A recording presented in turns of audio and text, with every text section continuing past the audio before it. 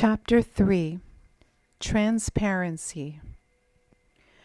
2 weeks ago, my BFFs and I were praying together when one said, "I see you, Holly, but all I can see is a skeleton."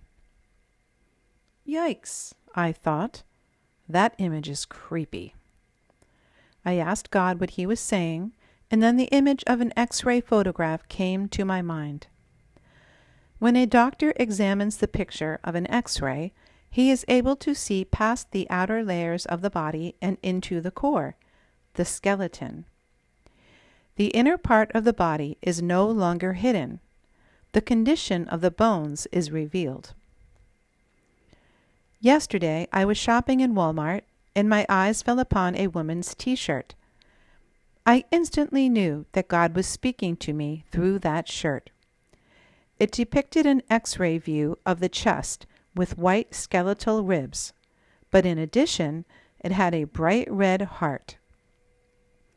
I immediately thought of the vision my friend had got of me as a skeleton. As I sought God and asked him what he was saying to me, I heard the word transparency. God desires that I be transparent.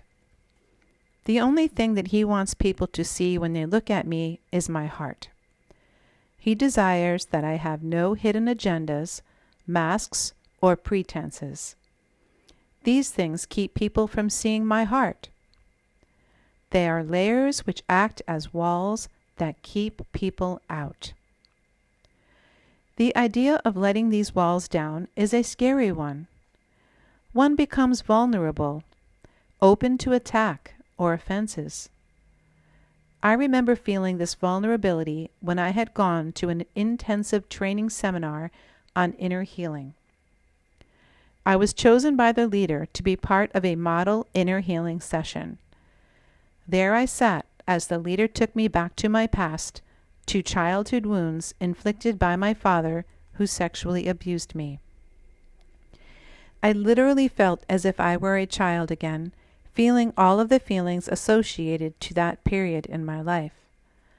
I began to cry because of the extreme vulnerability that I felt. I was sitting in front of a group of 25 people, and I felt as if I were lying on a table completely naked.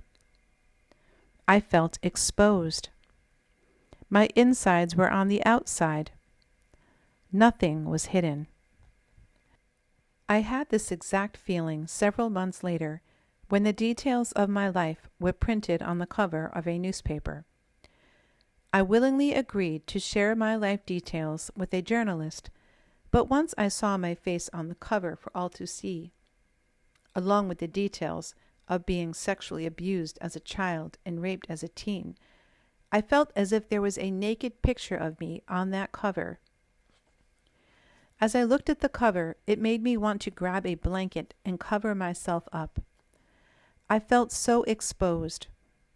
As I cried out to God, he spoke a word to me that made me feel that I was covered up. It's a scripture that says, "She is clothed with strength and dignity." I was immediately filled with peace.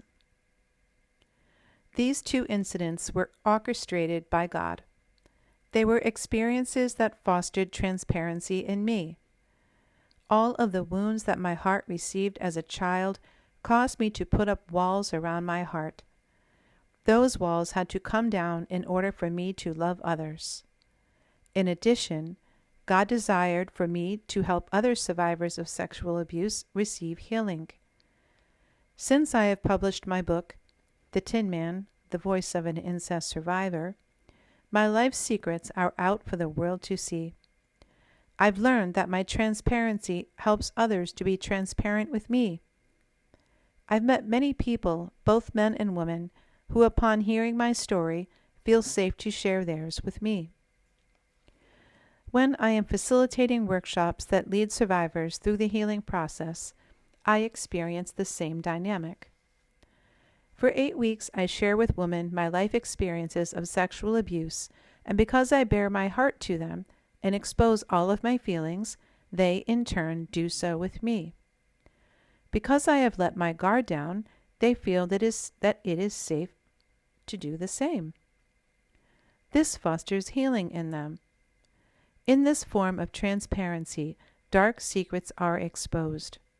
Shame and guilt fall away. The dirty secrets no longer have a hold on them. I remember the day that Maria sat down with me to tell me of her dark secret. For 33 years she never told a single soul of her secret, not her mother, who was her best friend, nor her husband of 5 years. She barely knew me, but she knew about me. She thought, if she has the courage to tell the world, then I can have the courage to tell her. Maria shared with me that she was molested as a child by a neighbor. As she brought this dark secret to the light, she wept. Those tears that were shed washed all of the dirt away. Those tears that fell were tears of freedom. She was no longer bound by the lies that it was her fault and that she was shameful. Maria felt free. She was forever changed that night.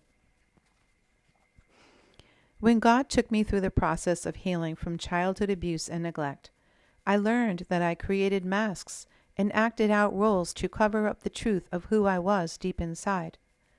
I almost always wore a mask that made me appear happy. In addition, I had several roles that I played throughout the years. I played the good girl role, so people wouldn't know that I was bad. The bad girl role. I believed the lie that I was guilty for what had been done to me. And the party girl role. I was the life of the party to cover up the truth that I was miserable. I also acted intimidating so that others would think twice about hurting me. Deep down inside, I was a wounded and fearful little girl.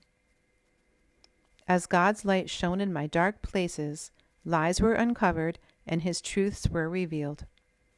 I learned that God loved me and accepted me just as I am. I had no more reasons to hide behind masks or pretenses. This gave me a sense of freedom. I was free to be me. I learned it's okay to be real. It's okay to be me. This is transparency. Today, I have people who meet me and tell me that I am transparent. When I ask them to explain what they mean, they say things like, "You are real. You are honest.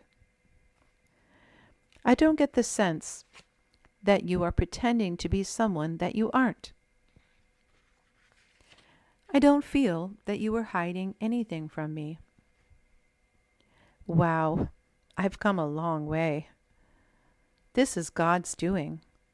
It is His work and His grace.